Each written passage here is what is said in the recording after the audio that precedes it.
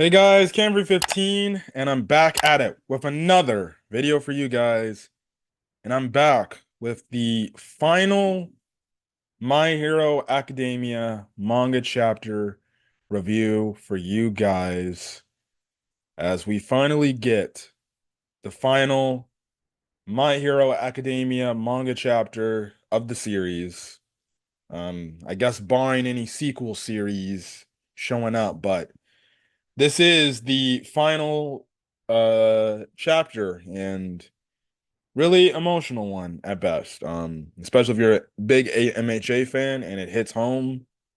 And the fact that it's like, damn, man, I'm not gonna be waking up on my Sundays waiting to read the next My Hero Academia manga chapter. We know that we got the anime for maybe at least, I guess, guaranteeing unless they finish it all up in the anime this year too. We may have one more season of MHA left, which is basically wrapping up the stuff, but who knows? We might potentially get the conclusion. They might be ending My Hero Academia legitimately all this year. So the anime potentially could finish as well. Now, I know I didn't do an anime episode review. My co-host is out of town. He'll be coming back. We'll do a review on yesterday's episode and everything when we have time in our schedules to do that. Because that was a very big episode, because that was a part of the episode. This is part of the moment where Deku finally shows back up to confront Shigaraki. Anyways, My Hero Academia. Let's get into this chapter. And then after I'm done reviewing the chapter, I'll give my entire thoughts on the series as a whole, and stuff like that. So, anyways, let's get to it. The first two pages is a gigantic color spread page. The last one of Class 1A, Class A. And then All Might and Aizawa there. So, yeah. Anyways, we start the chapter off, and basically the narrator is Deku, and he talks about people are not born equal. We each take shape differently, which leads us to care about others. It's because one's mind and body are unlike anyone's else, and that's we're drawn to each other and search for common ground. Now, we see Kota, who looks a lot more older, calling out to Deku, calling him by the name of Midori, but he's like, "Oh wait, Deku Sensei, where are we meeting up for the practical, this afternoon?" And Deku, we find out that he is a teacher at UA, and he basically tells Kota like, "Look, you're gonna, you're gonna learn the way to get to the USJ and everything," which we know the USJ incident and stuff like that. Also, in the scene with Kota, we see a character that looks awfully similar to the villain-like character we saw last week. That his storyline, his storyline ended up getting um resolved. The only reason why I say that is because we know he had his mouth shut, and then he had like, markings from it, and it looks like this dude has markings on his face as well. So if that is him, it's actually kind of crazy to see, like, okay, he completely did turn his life around, and now he's now looking to be a hero, and he's in UA and everything. Anyways, Deku goes on to say in narration, saying, "This was the truth about society I learned at age 17. There's no denying that on that day, I felt everyone's support, hopes, and prayers. Even now, those voices encourage me. If sparring or sparing a thought for someone else is the first step towards um hero Hero Dome. Then on that day, everyone was a great hero. I was hardly out of the dream I held, but it came true for me anyways. And that tale began when my body took action before I could think. Obviously, going back to that moment in the very first season of the series, or the very first few chapters of this series, where Deku basically his body ran on his own, dreaded to go save Bakugo. And throughout the narration, you get some scenes about what's been going on throughout this time skip. You see Deku coming back home, I'm guessing after the incidents, where we last left off from last week and everything. You see some moments of Deku in Class A in class. Um, we see All Might helping out a very elderly Gran Torino. We see Shoji basically giving a hands-on agreement. Koda's also there behind him, but it's for like obviously the heteromorph stuff, which I'll bring up later. Um, what is it going on in the chapter. You see Kota, young little Kota, he's holding Aries' hand, and you see you have Mandalay there. She's giving like a thumbs up. So I don't know if they're like hinting at the fact like, okay, potentially that's like a ship there. If there was a sequel series, maybe that's a ship there, Aerie and Kota, and everything. So, look, she's like, oh, hands up and or thumbs up. Mandalay, I'm like, I don't know, maybe Mandalay's like, oh, seems like you may have a future girlfriend or something, huh? Right? You have a scene where Tokoyami's eating with Hawks. Um, you get a panel where you see Aizawa and President Mike. They're praying at a cemetery, paying their respects, probably to Shirakumo. And also maybe also as well Midnight, because we know they were very close with Midnight as well. We do see a scene of Endeavor with his sidekicks, and Ray Todoroki is right there alongside him, pushing his wheelchair. So that and then that's really it of anything Endeavor. We don't really get anything, or we don't find out what happened to Endeavor. Um, in the 8 year time skip, other than the fact that we know, like, okay, people don't call Todoroki by he's just Endeavor's son. He's Shoto Todoroki. That's the last thing we see of Endeavor at all. We do see a scene of Mount Lady and Commonwealth Woods, who we kind of know that like they're an item, and they're still doing hero stuff and they're still helping out and everything. We do get a scene of Deku holding, I guess, the embers of One for All, and eventually in the next panel it dissipates. Now we do get a very interesting panel where we see members of Class A like saying hello to this girl, this individual who's walking up to them. Now she has long hair and everything, and I'm guessing it's blonde. So my best guess is that's Melissa Shield, going probably to Japan to see them. Because if you guys don't know, or if you've been living under a rock for the entire series of My Hero Academia, the movies are actually canon to the storylines of My Hero Academia. Because a few chapters ago, we got Melissa Shield, we got the two children from Heroes Rising, and then we got the one main character from World Heroes Mission shown in panels, so it only canonizes them, and which means those movies of the movies of the events are actually canon. So it's funny when people in the anime talk about, oh, I hate the movies, when actually the movies are actually part of the main story too, because the movies actually do fit in between seasons. So. Yeah, damn. That makes me want to go back and rewatch the movies now, especially the fact that the fourth one's coming up too, and that one looks really damn good. I'm hoping it's damn good. I hope it's just better than World Heroes Mission, man. World Heroes Mission, I can't lie, disappointed the hell out of me. But I hope it's like probably the best one. I think the way it looks crazy. It looks like it is going to be the best one. We're gonna have to wait for a while. Now I know in Japan it's already like out in movie theaters, but for us, the American audience, we have to wait for a few months. I think it comes out in October or something. But yes, we see Melissa Shield going to Japan to see Deku and the others, so that's pretty nice. It's a nice little thing that we get here, and I'll speak about Melissa Shield in a bit too. We get some more in school stuff.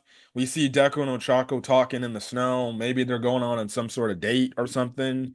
And I'm just gonna get this out the way. Horikoshi doesn't confirm any of the classmates, whoever they end up potentially with, or the who they end up dating. So we don't have confirmation if Shoto and Momo are dating or they're married or something. We don't know if um Mina and Kirishima are together. We don't know about that. We don't know if Ojiro is like with is with Hagakure or something, because we kind of ship people with them. Some people ship those two with each other. Trying to think. We don't get any confirmation of if Jiro and Kaminari are together.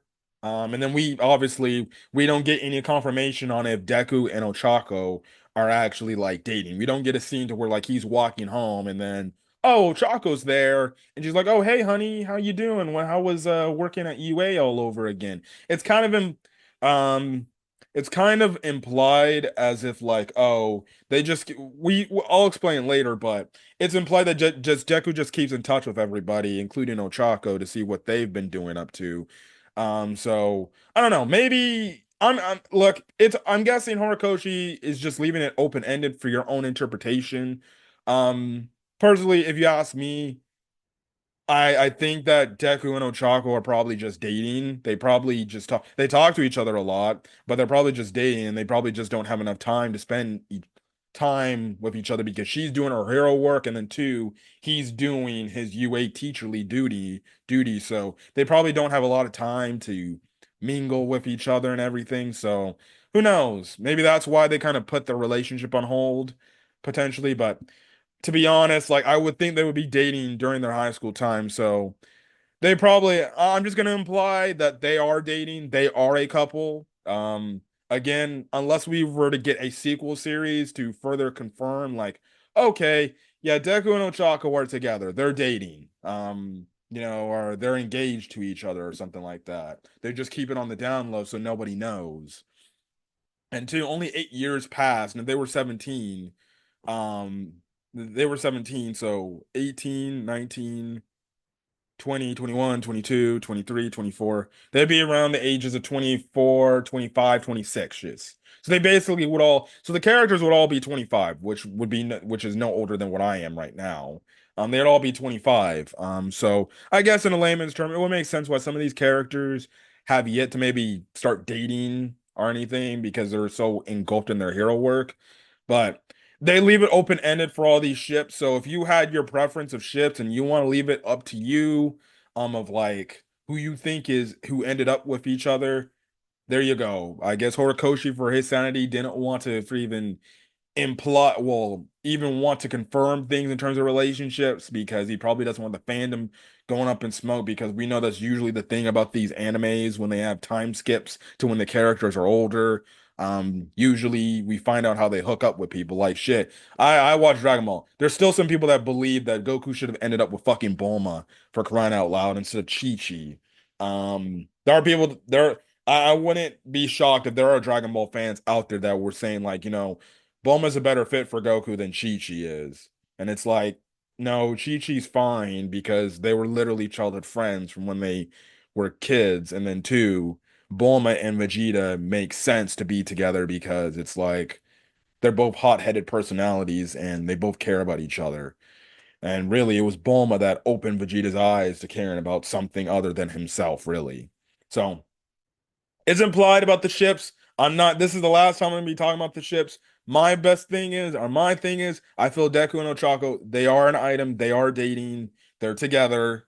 That's just my personal preference. Again, last week's chapter, if anything, that only further confirmed my thinking. Like, these characters are gonna hook up together at some point. They're not gonna have all these damn moments and not end up together. They're gonna hook up. They just don't confirm shit. So yeah. Anyways, you then get the panel where the Embers of One for All is gone. One for All is gone. So my prediction, the fact that he would then re-get all One for All, I guess my prediction was wrong, and he was a quirkless individual. He is quirkless. So if you had the prediction that you thought Deku would be quirkless by the end of the story, well, congratulations. You are a great prognosticator. You predicted that. My thoughts, it sucks personally if you ask me. Like, I'd rather him just find a way to retain um One for All, but I understand storytelling wise, One for All can't exist without All for One. So it makes sense that once All for One is done, One for All would also be gone as well. So, anyways, we get basically Ida talking at their graduation ceremony and everything. Then you have to where Bakugo just makes an explosion, and Monoma's also there too. So yeah, that's the thing. Anyways, we get a time skip announcing that 8 years had passed since they graduated. We go to this classroom in this junior high where this teacher's talking about, um, you know, just make sure you hand in your career goals of what you want to become and everything. We get some insights. We find out that Mei Hatsume is working for an organization called Lightly Labs. Because we find out that support items at this day and age are all the rage because technology is a lot better than it was 8 years ago with our characters, right? We find out that Mei Hatsume is working there now, so she is a support item specialist. This other character talks about how she wants to follow in the footsteps of Dr. Ryu Yoshida. He's that one doctor we've been seeing the past few um, seasons of the series, the penguin looking guy. And then you have this other guy, this other gal, this like heteromorph girl. This Fox girl basically talks about how she wants to join Gel INC or Gel Incorporated because of the work that they did during the cyber war 5 years ago. And we find out that it's led by Gentle Criminal and Labrava. So, and then we also do see a ring on Labrava's hand. On Labrava and Gentle's hand. So we find out that they ended up getting that that's the only confirmed ship that we get. That they got that those are the confirmed that's the one confirmed ship that we find out okay, they ended up getting married during the time skip. So Gentle Criminal and Labrava, they're the ones that end up hooking up together. We don't get no confirmation about any of the Class A characters. They hooked up with somebody, right? But that's nice to see that they started their own cyber company. Makes sense. And this time they're doing it for good. So that's pretty dope and everything. Now we end up getting introduced to the character of Dai. Now, I had to watch somebody else's review to remember, but this isn't the first time we're seeing this character die. We actually saw him earlier in the series. I forgot when, but we saw him early in the series. He was holding an Endeavor plushie. And I think he was looking at the All Might statue. Correct me if I'm wrong, but he's been a character in the show. Now he's just 8 years older than he was back when we first saw him. And apparently his quirk is he can like throw plates or make plates from his hair and just throw them.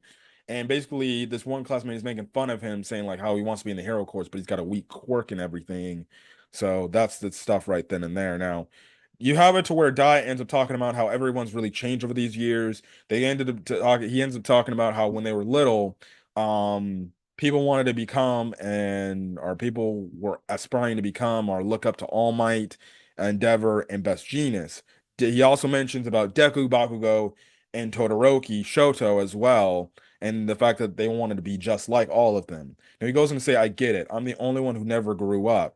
So when I'm feeling unsure of myself, I always come here. And he's standing before the All Might statue. Now we get some background information about what's going on with certain Class A members after they graduated UA. I made the mention about Shoji. Shoji ended up actually um, basically reforming society in a way where now heteromorphs are more widely accepted, and he ended up getting a prize because of this, like a peace prize, because of this. And he ends up talking about how he's dedicating the honor of this prize to those who joined the uprising 8 years ago. And he talks about how all he's done is he stand up atop the resolve and demonstrated nothing more in terms of it. We find out what Ochako has been doing since the 8 year time skip. She does some occasional team ups with other heroes. Like we get a team up of Momo, Ida, and Sue with Ochako. And basically, we also find out that there's been a pretty heavy decline of villain activity in society. Now, there's still villains out there. It's just not as predominant as it was back when back when Deku and company were younger and going into high school, right? Now, the narrator, or which is I'm guessing is Deku, goes on to say, part of the expansion is the plan is spearheaded by Gravity to expand the access for core counseling, which is thought to be the most essential initiative of the day of all in this day and age. Now, um, my reason why Ochako is having a court counseling session is because of the Toga incident. If we remember, Toga had her blood curdling quirk where she would just constantly drink other people's blood and she had this craving for blood. And because of it, it got out of control and she became the Toga she is. And really, nobody really liked her because of it. And they called her weird and scary and everything. So I like it and it makes sense for Ochako because her whole thing was helping out other people with quirks and other heroes what they needed. And the fact that she now has a court counseling type of thing, she can bring in not only maybe potentially adults that maybe are unsure about their quirks still, but she can even have these counseling moments with maybe even young children who have these unique like quirk abilities that nobody's seen, and they get ostracized by society or ostracized by their family or something like that. And because of it, she's going in there helping these individuals understand their quirks, probably find ways to best utilize their quirks, and at the same time, making them understand and feel like, no, your quirk is valuable. Don't have somebody else tell you that it's not valuable. Um, just believe that way she can prevent more people like a toga happening. Um, so then they don't get ostracized for their quirk alone because they have a unique quirk or anything that eventually they could use it to end up doing villain work, right? So that's nice to know. And again, that's a full circle moment for Ochako with with her whole Toga storyline. And you can 100% bet that she's doing this in honor of Toga to right the wrong. So then another Toga or another Shigaraki, even two, don't break out and don't happen. We do get one panel where we do see an older Eri. She's holding, it looks like she's holding some musical thing. We know she's into music and everything, like because Jiro inspired her. But that's nice to see. I don't know.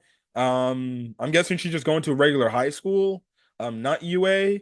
I also have to wonder if Deku still keeps in contact with Eri. It'd probably be dope to see like, oh, Eri and Deku still keep in contact, and maybe he checks up on her to make sure to see how he's doing, how she's doing, and everything. So that's good.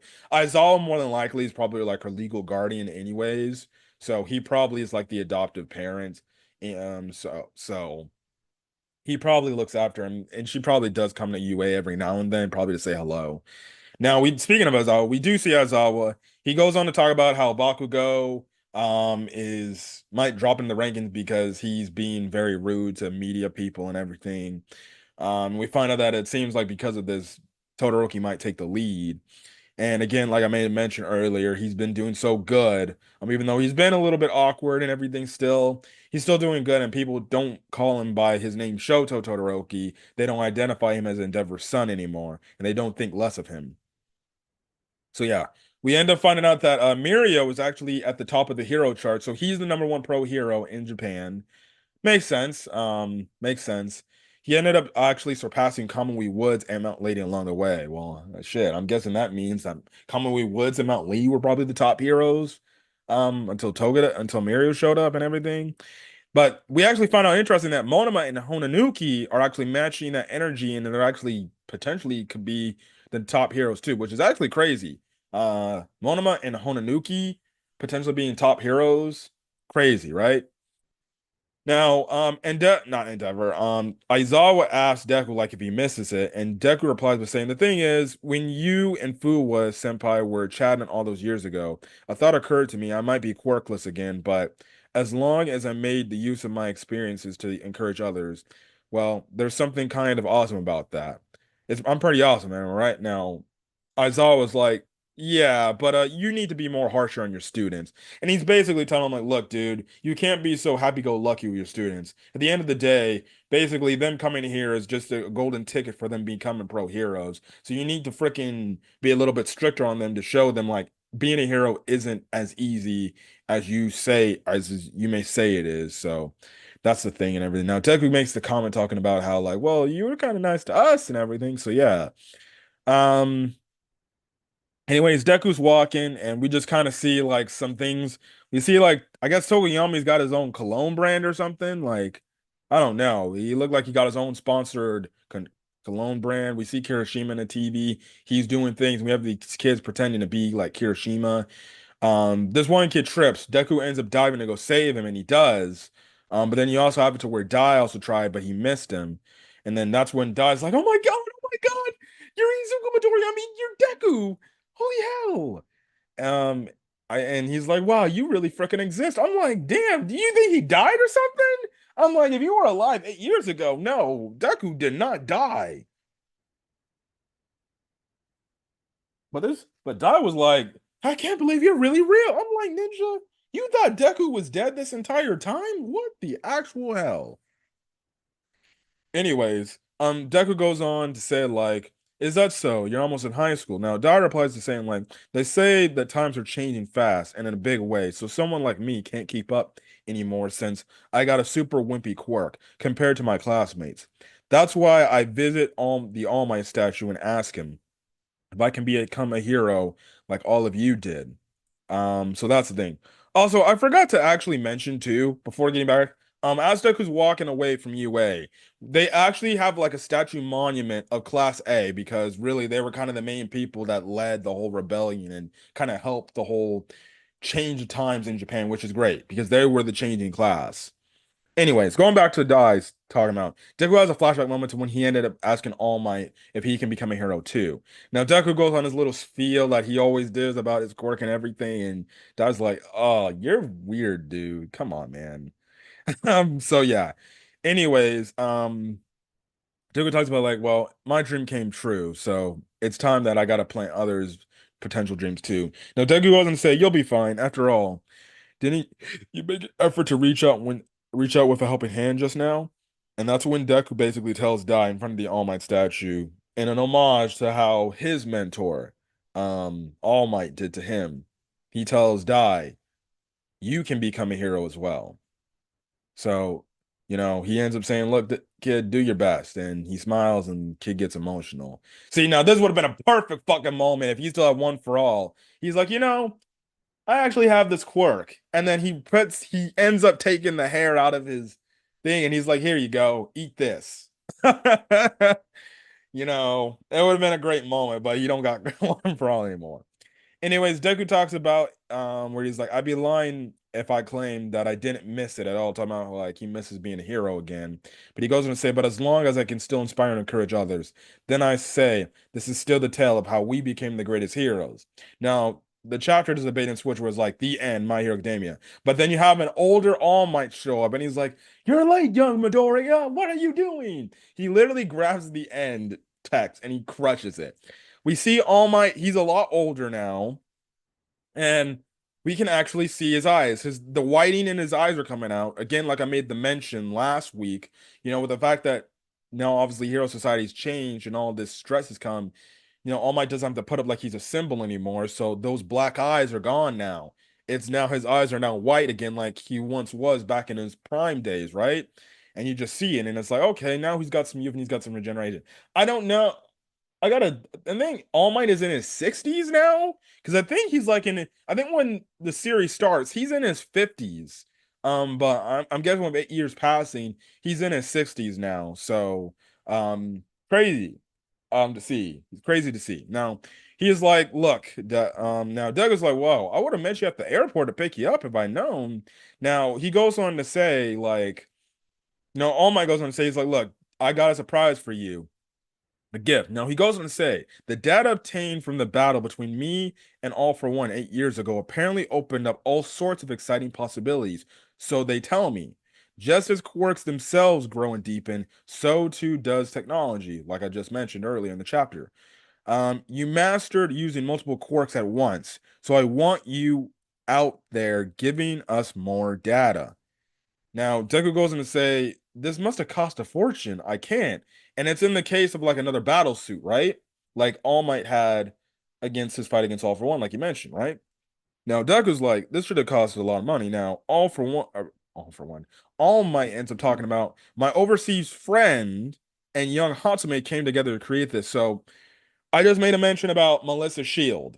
Now I don't know why Horikoshi is saying like my overseas friend. Now he could be initiating David Shield, but it's like if the movies are canon to the storyline, like Deku should know, okay, Melissa Shield and David Shield because he met them in the United States because he went there in the first movie.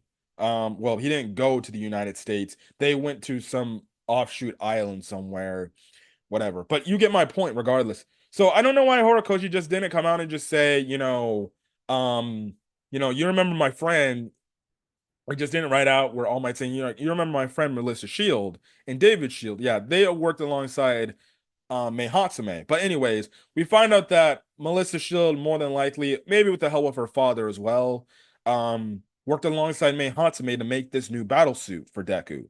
Um, and also we find out that apparently this project was funded by Class A with Bakugo leading the charge on this process. which makes sense for them to fund it because they want Deku, their friend, their classmate, to become a hero yet again because they know he ain't got no quirk no more. He quirkless. He can't do hero stuff like he used to do. But maybe if we fund this project, he can actually do this again. And with the fact that technology is so advanced now in this future, along with Mei Hatsume, we know that Melissa Shield, listen, she's no joke herself. In the movie, they built her up to be a genius ass scientist because you remember in the movie, she made those full gauntlet things, which you ended up obviously seeing later on in the main series as well. Um, right, where Deku was able to basically use 100% one for all and not have to worry about breaking his limbs um by wearing the full gauntlets, okay? So that's the thing. Um Now he goes on to say, now All Might goes on to say, don't try to hide it. Your body still has a way of leaping into action, right? Take this to heart, kid. You've also earned this power fair and square. And Deku gets emotional and just smiles by this. And you can also say that this is an homage, a reference to to their first encounter when All Might stood before Deku and basically said, "You can become a hero." And he made that declaration to Deku. So I love the callback to this time, early in the series, Deku is quirkless. And he asked All Might like if he can be a hero, and then All Might's like, "Yes, you can be a hero."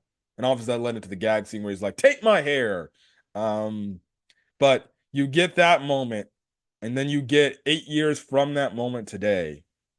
All Might, Deku's mentor, is doing the same exact thing and giving him a chance to be a hero.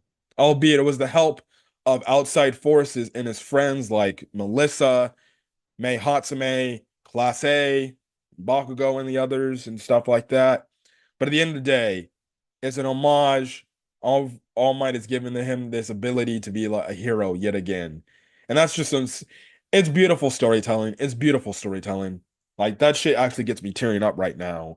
I'm just thinking about it. The fact that back at the beginning of the series, he gave Deku, a quirkless individual, the opportunity to be a hero. And now he's doing it yet again by giving him this battle suit. Then you get a cut to where Bakugo is right there. Is like, come on, Deku. And then you cut over where Hawks is talking about, oh, this is the task you need to do. Tropic's all backed up because of a landslide on the War Star Road, requesting heroes who can respond. Deku looks back. He sees a silhouette of Shigaraki, basically kind of acknowledging his past. And then you get a full color spread, or well, full color page of all the Class A and their future designs of what they look like. Shinzo's there, Ayama's there. Um, you see the characters and how they look, and most of the characters, if anything, the designs they look similar to what they are. Some of them just have some maybe facial hair features, while others just really the distinct feature is their hair is just longer. Koda actually looks crazy badass too. So that's the thing. And the designs of their hero costumes looks, even though it's somewhat similar, it's still somewhat different as well. As well. So that's the thing. Um, so yeah, and then Deku ends off his narration saying, "This is the tale of how we'll keep reaching out to help for all time." Chapter 430, My Hero Academia. The end. Deku is wearing his new hero suit. It's basically another version of his original suit, but it's probably more robotic now. It's obviously got the robotic stuff. He's wearing the cape, the Gran Torino cape, and everything. I'm guessing his new battle suit basically has the abilities of what he could do, with One for All. So he probably has, energy versions of the quirk of Black Whip. I don't know about Fajin if he can use Fajin. Maybe the battle suit is able to use the abilities of Fajin. He probably is able to use the abilities of Air Force and everything. And probably the suit can probably go all out as well as if he was going max 100% one for all.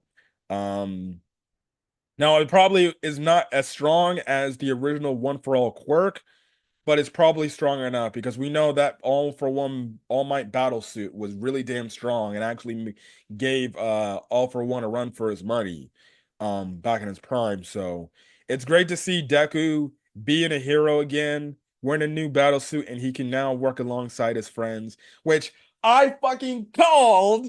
I knew it. I called the shit that now they didn't now I said like they would make a whole new agency and they would all work together. But I called the now I wasn't right about the agency shit, right? The hero agency where they make their own agency together. I was wrong about that, but I was right that the fact that they would work together in the future for future hero stuff, which I freaking called. So I'm glad that I got that a prediction right. So that's good. They all look cool. They all look happy. I like how Shoto's looking at Deku happy. You have his world Choco's looking at Deku all happy too. Also, woo! Listen, I've been a Momo simp for the most, if not all of the entire series, just because of her hero design. And also, too, Momo's hero design changed. Like the part where in her hero design, her cleavage would be showing out, they cover it up. Why? I have no idea, but all right. Maybe she doesn't want to be known as the fan service hero. Anyways, listen, like I said, before I get into my final thoughts of MHA as a whole, listen, I have been a Momo simp. I have been a freaking Lady Nagant simp. I'm an lady simp too, I guess you can say. I like all the girls in My Hero Academia, you know? But holy hell, man. I like that Ochako in this futuristic scene. 25-year-old Ochako. She kind of thick. It's not the fact that she's just not a baddie as is. She's been a baddie. She's been great. She's a great character, but 25-year-old Ochako. Um she got kind of thick in 8 years. Really thick. Like, holy moly, man. I'm like, Deku, you better be tapping that, my guy. You better be tapping that, making your little Deku Ochako baby. But holy hell, I'm not lying. Go look at it. She thick. Now I know it's funny because people are making memes about that where it's like, oh, Bakugo's hand is, behind her, and maybe he's grabbing ass or whatever. I'm like, whatever. Anyways, you that's a funny little meme, but I'm listening, I can't lie. Oshako has some cake now. She's got some cake. Listen, she can squeeze me with those eyes any day of the week. I'm just saying that. Okay. Enough of the simping. Enough of the weird simping, damn it. All right. That is the end of My Hero Academia. Beautiful ending. I liked it. Now maybe this is not the ending people maybe wanted to see, I do kind of wish maybe we saw Deku interact a little bit more before he went out there, and maybe, it wasn't just Bakugo saying like, "Come on, Deku." Maybe it's just like Deku's walking up in his new hero suit, and the other characters were just waiting for him. They're like, "Well, well, well, guess who's back doing hero stuff, again." And they all Class A can have been like, "Well, we're glad that you're back now." And obviously, you could have it to where Deku's like, happy and everything. Maybe you get a moment with him and Ochako. But I kind of do wish Horikoshi just did more into their reunion. I guess in a full-fledged reunion. And the reunion of Deku being a hero. So you have to imagine at some point maybe Deku ends up becoming the top hero at some point. So that's the thing. But yes, My Hero Academia is officially over. So what are my final thoughts before I get out of here? Look, I said it before and I'll say it again. My Hero Academia will forever hold a special place in my heart. I didn't get into watching My Hero Academia really until college, when the series has already been out. The manga was running, long running, already at that time in 2017, 2018-ish. Um, excuse me, sorry.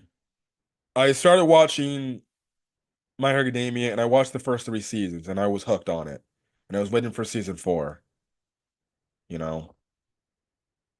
And I wait for season 4. Season 4 comes out. I'm just so hyped to see what happens next, and I start reading the manga, and then There you go, manga chapter reviews. It's crazy how far this series has come. 10 years. 10 years. That is a huge accomplishment. Having a manga run for a decade is a huge accomplishment. And all props and respect to Koei Horikoshi for doing that. He put in the time, he put in the effort, he put his own health on the line to finish the story and give us a story that hopefully we can all enjoy. Now, I know there's going to be people that don't enjoy it, they don't like the ending, they don't like how certain things played out. That's fine. Everybody is entitled to their own damn opinion. I enjoyed it. I love My Hero Academia. I think it is a great shonen series. Yes, it has its faults. The Bakugo revival scene, I do not like that. I did not like that. I've said that personally, I would have just kept him dead. I would have killed him off. There's other things in the story um that you can make the argument they weren't really good decisions to choose. Um, but who am I to judge? It's how Horikoshi wanted to intend to tell his story. And also, too, I think it's already been out. Like, Horikoshi wanted to dive into a lot more things. It's just, you know, the people at Shonen Jump, Weekly Shonen Jump slash Shueisha, um, they didn't allow him to do that. So, who knows? Maybe Horikoshi at some point in the near future, he ends up saying like, "Oh, these are some ideas I wanted to do and everything, and some what ifs, and maybe he can answer some questions some fans have, like, hey, does Deku and Ochako end up being together? And, would he be able to confirm that? You know, I feel like he would say like, yes, they're a thing, right? You know, regardless, the show has had its great moments. It's had its bad moments. And some of the bad moments, yes, I can see why people say it has its lows. But I'm not going to take away with anything away from the fact that at the end of the day, I enjoyed this story and I enjoyed this series. I enjoyed the characters. And frankly, I just enjoyed the meaning, the purpose of what this series meant and what it was trying to tell. And it was the fact that yes, you can have these idols, you can have these people that you look up to as heroes. But even then, those people you look up to, those people you deem as heroes, those people you think as great, that can't do no wrong, those people are also flawed. They have their own flaws, their own weaknesses. All Might is a great representation of that. Plain and simple. He was idolized as a symbol of peace, and only people regarded him and only focused and expected him to do the work because that was their symbol. But All Might, he had his weaknesses of if he could live up to being that symbol, especially in his later years. But, you know, you see the trials and tribulations that he had to go through and everything. And the fact that he realized, like, yeah, the way I did things, yes, even though I helped everybody, at the end of the day, I still was a soul that deep down had my own weaknesses and my own trauma moments, and I regret those moments. Endeavor's case, people regarded Endeavor as a hero, but they didn't really understand the backstory of Endeavor. They didn't know the truth of Endeavor until his own son explained, like, yeah, you thought Endeavor was a great guy, huh? Nah, he ain't. He's a piece of shit. He did all these terrible things to me and my family, and guess what? He created a villain. Horikoshi dove into a lot of very testy subjects. He talked about physical and mental abuse. That was like Endeavor slash Aries stuff. You know, he talked about racism, discrimination, all these themes that are in today's world of looking up to your heroes. You can have somebody you look up to, but guess what? At the end of the day, they're not perfect. Racism with the heteromorphs. Racism today is still a thing. And I'm saying this as a black man. At the end of the day, racism is still a thing. Now, what I love it, like how in the chapter we see today, that eventually, at one point in time in history, racism is dead, it's gone, it's no more. Like we saw in this chapter with heteromorphs finally being recognized and finally being accepted for who they are. Obviously, you're gonna have people not believe that, and it's definitely a testy subject with racism. But Horikoshi touched a lot of testy things in today's society, today's day and age, and he explained it through the heroes and lens. And I also love the whole story, the fact like, no, you don't have to be the biggest, you don't have to be the strongest, you don't have to be the best, you don't have to be the number one to be somebody important or be a hero or be deemed as a hero or be somebody that people look up to. You can be somebody, a regular Joe Schmo in society, just helping and being somebody else's hero. We got it last week. Even though Deku looks up to All Might, and that's his number one hero of all time, more than likely. He said it last week when he was talking to Ochako. He said, listen, you're my hero, Ochako, because you've always been there for me at my time of need. Now I want to be here in your time of need. Ochako Uraraka. She's probably not the strongest. She's probably not the best hero, but she's a solid person, solid hero. And Deku, basically a guy that, for all intents and purposes, he is the top guy, really. He said, no, you're my hero. The storytelling is great, man. Storytelling's great. Bakugo, in terms of characters and stuff like that, I love the story. Shigaraki, all for one, top tier villains. Some of the best villains all the way up there in shonen history. They're up there with the likes of Frieza. They're up there with the likes of Aizen. I don't know any Naruto villains, but I guess Pain is a top villain in there. Um, Trying to think of any other anime shows or series I'm trying to think of that I'm into. Um,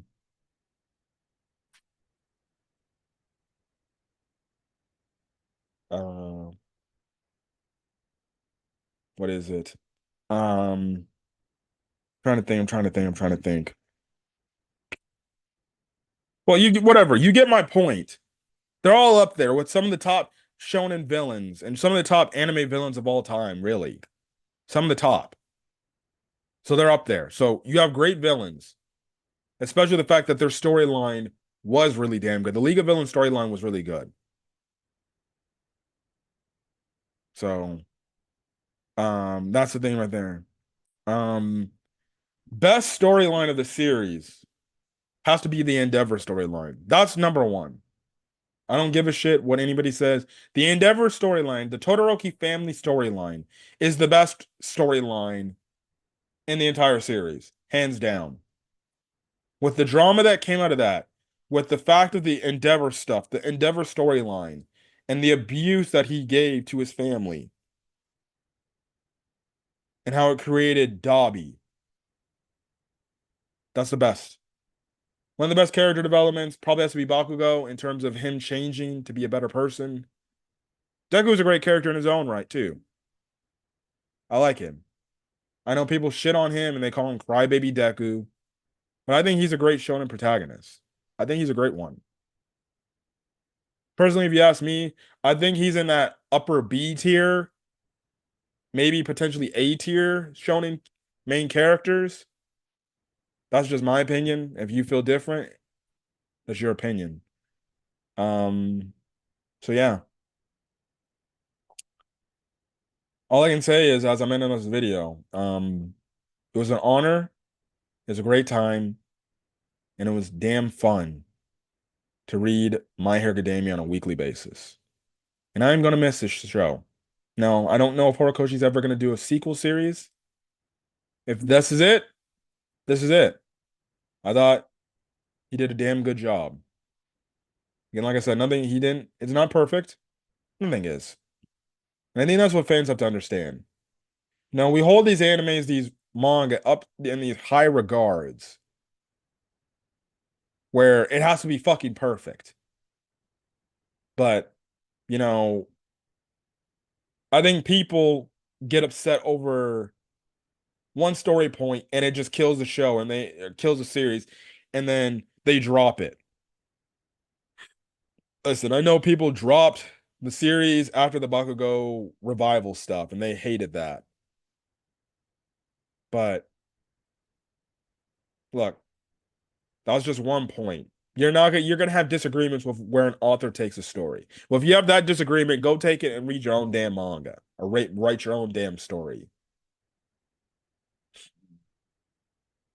I'm not saying people have to like My Hero Academia. I'm not saying you have to love My Hero Academia. If you have your issues, you're more than welcome to voice your opinions. Again, like I said, just because I'm saying My Hero Academia is a great shonen series, a great story from beginning to end, that doesn't take away the fact that I'm not acknowledging, yes, there are faults in the story. There are all issues with the story. I'm not saying Horikoshi was perfect, but I enjoyed it. If you didn't, that's fine. More power to you. You didn't enjoy it. I know I come on here and say, I don't know what these people are talking about. How could you hate this shit? But that's just me. I give my opinion. We're all entitled to give our opinion. If you didn't like My Hero Academia, that's fine. You don't have to like it. You don't have to love it. I love My Hero Academia. I like the story. It's great. And maybe that's because it's one of my early shows that one of my early shonen series that I got into after really Dragon Ball. Because really at that time when I first got into My Hero Academia, it was really Dragon Ball and Pokemon. After that, I had no other anime that I had any aspirations of watching. My Hero Academia is what opened me up to watching other shonen series and other animes out there. If not for My Hero Academia, who knows? So we will see. We will see. But regardless, this is the end. Horikoshi, I hope for him and his sake, um, he has to. I hope that he can get the rest he needs and actually take care of his health. That's all I care about. He now has time to himself and he can take care of himself. And I think that's the best thing that as fans, we all should hope for. He takes care of himself, get his health back right, so then he can come back stronger and whatever series he does next, whether that's a sequel series of MHA or a new series he has cooking up, he's able to work at 100%. So there's that. So there's the thing. All I gotta say is I love My Hero Academia, and I thank you, Horikoshi, for making a great series. I'll never forget the series. Um, I always come back to it, and always come. I know when the anime comes, the anime finishes it, and that's the thing. Let's just enjoy the last few bits of the anime we have left, because eventually that's going to be gone too. My whole goal at some point is to go back and rewatch the entire series all over again to just relive those moments. But yeah. Anyways, this will be the official last manga chapter review I will be talking about My Hero Academia. This will be my last manga video regarding My Hero Academia. The same will be said for when the anime ends. So, yeah. Bittersweet, but I'm glad. I'm just glad. Anyways, guys, thank you for checking out my videos. Thank you for checking out my thoughts. If you kept coming back from My Hero Academia manga chapter reviews, and I know I missed like a good portion of the war arc and stuff like that, the second one. But if you were there from the beginning, once I started reviewing my manga chapter reviews of My Hero Academia, thank you for your continued support and giving your thoughts about My Hero Academia, the manga, and everything. Yeah. Now, this won't be the last I talk about My Hero Academia because again, I do have my anime reviews, and obviously I got to review the movie My Hero Academia. You're next up. But thank you for continuing to support and giving your thoughts in the comment section about the manga and everything and stuff like that. So, anyways, so then guys, if you guys like the video, leave a like, put in the comment section, hit that subscribe button. So then guys, catch you on the next video. Peace.